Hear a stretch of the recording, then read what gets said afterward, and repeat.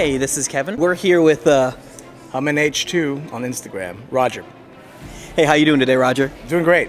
That's good to hear. We'll just jump right into it. So, how do we become an awesome cosplayer like this, just to have a Bumblebee mask just like this made?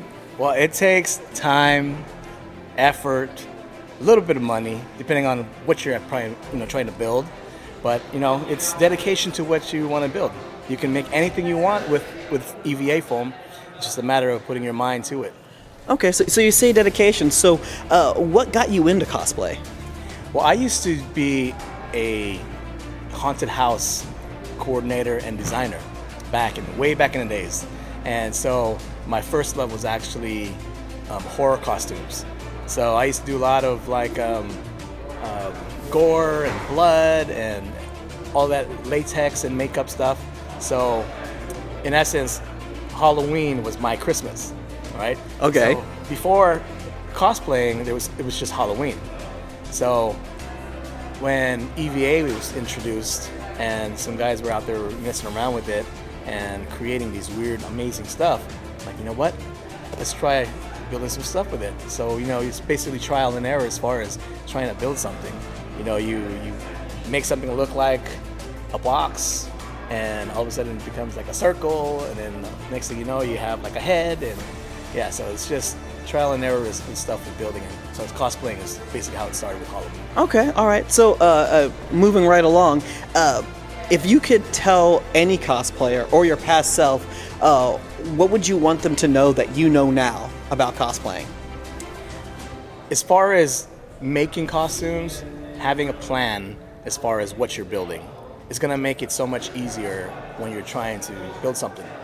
And in cosplaying itself, it's just a matter of enjoying what you're doing, going to all those cons and showing off what you built and putting smiles on people's faces. That's what it does for me. That was my main thing as far as making costumes, was just creating a character that you don't see, and all of a sudden it comes to life. And when someone sees it, it's, oh my God, look at this guy. It's actually right in front of me. And then that awe moment is what catches me for building a costume. Well, I can definitely see when you were walking around as a Bumblebee. Yeah. That was a big awe moment. You were towering over everybody. And I think that this was really amazing, what you put together here. One last question for you. Just what's the biggest con that you've ever been to in general? Or maybe what's your favorite con that you've been to? The biggest con for me was San Diego Comic-Con, which was last year. So I had never been, and I've always heard about the amount of people that were there.